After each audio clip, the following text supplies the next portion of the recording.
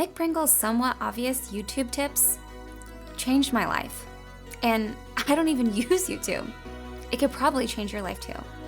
Check it out.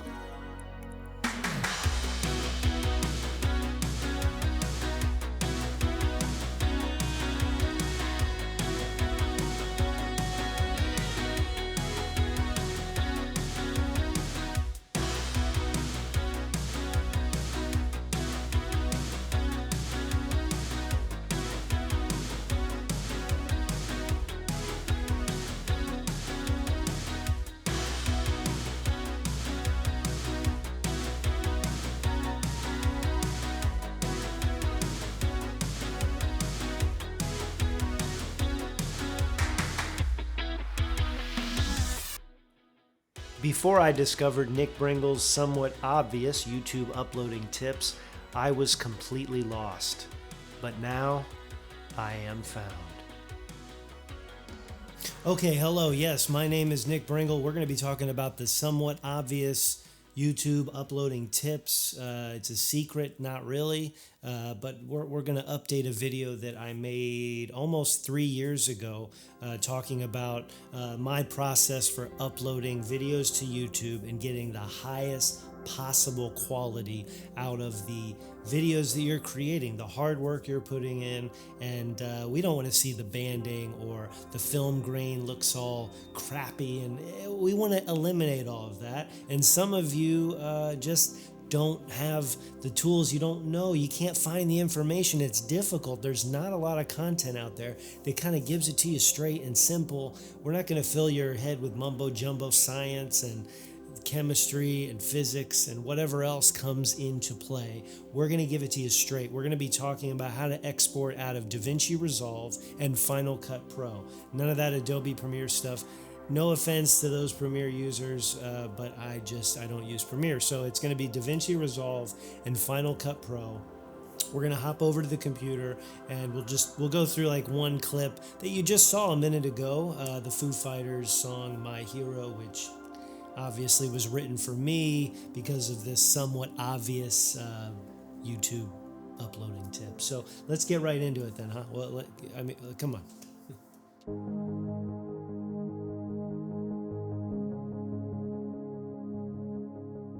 Okay, so we're here at the computer where the magic happens, where the somewhat obvious YouTube uploading tips I had a revelation, and we're going to get right into it. We're going to talk about DaVinci Resolve and then Final Cut Pro, and show you how it's done and how simple it really is. But first of all, we have to mention the sponsor of not just this video, but many other videos, and that is the greatest color grading film emulation software that has ever been made by humans, and that is none other than Dehancer Film Emulation.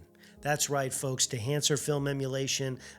Everything you're watching in this video was color graded using Dehancer Film Emulation, and I proudly support that company because they have been revolutionary to my life in every way possible when it comes to cinematography and color grading and making things more complex and yet simpler at the same time. And if you love that cinematic film look and grain and texture and contrast and pushing and pulling your footage, then Dehancer, it's really the answer for you. So let's jump right into it. We're here in Resolve. We have this little clip. It's already been color graded, and it was shot with all the settings. Everything you're watching is the same. So the Blackmagic Cinema Camera 6K, full frame, open gate. This is 6048 by 4032, and we're gonna go to deliver, okay? And in deliver, you see we have, it's a test, okay? You're gonna name it. And you got to focus on these things down here. So it's an individual clip, okay? You want it in a QuickTime format. You want it in Apple ProRes, not H.264 or MP4, none of that. That compresses the image way too much. Leave it on ProRes, and then from there you're going to want to select 422HQ. Now you can select Proxy or LT or 422. there'll be a little bit of a difference depending on the amount of color grading you've done, film grain, halation, bloom, anything that you are layering and burning into your raw image.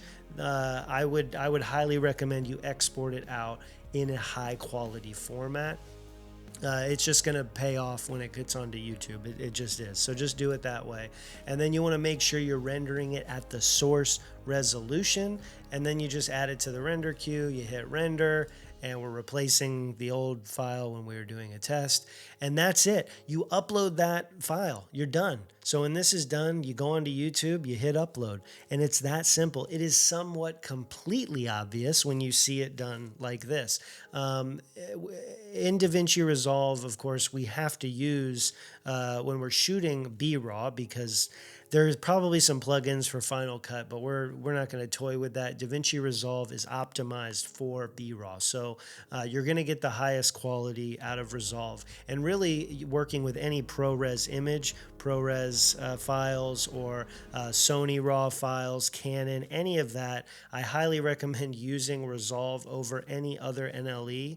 I've seen just way better just quality exports overall. So the next thing we're going to be doing is jumping over to Final Cut Pro. And how we do that is we've done the first step. Now, some of you are shooting with different cameras. You're shooting in ProRes or MP4, just different file types, and you might be able to go right into Final Cut Pro. We don't have the pleasure of doing that because we're shooting in B-RAW. So we're going to take this image, because this is what I've done in the past when I want to edit stuff, content in Final Cut Pro, because of templates, titles, just things that make it easier because of client work or what have you. It doesn't matter. 90% of what I'm doing though now is in DaVinci Resolve. And if you're getting into editing and color grading, get DaVinci Resolve because it's free. So you can, pick up on it pretty quickly. You don't have to pay the, Adobe Cloud subscriptions or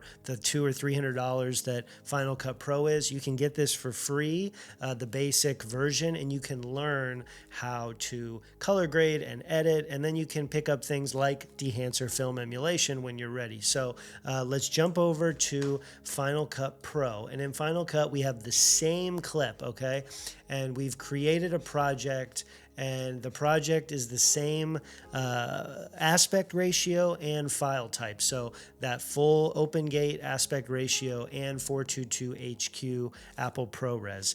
And we've already color graded it, so we don't have to do anything like that. And we go up to share and we hit export the file. And in here, you just want to make sure your format is video and audio.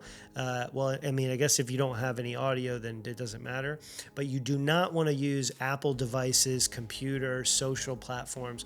Those have specific use cases, and this is not one of them. When you want the biggest, best IMAX theater quality image, you use video and audio, and then your video codec, just match it up to what your video already was. So in our case, 422 HQ, and we hit next, and that's it. We're going to just hit save because it doesn't matter, and that's it. And you're going to upload that to YouTube, and you are going to see what you're seeing right now. This video was exported out in those exact settings in DaVinci Resolve.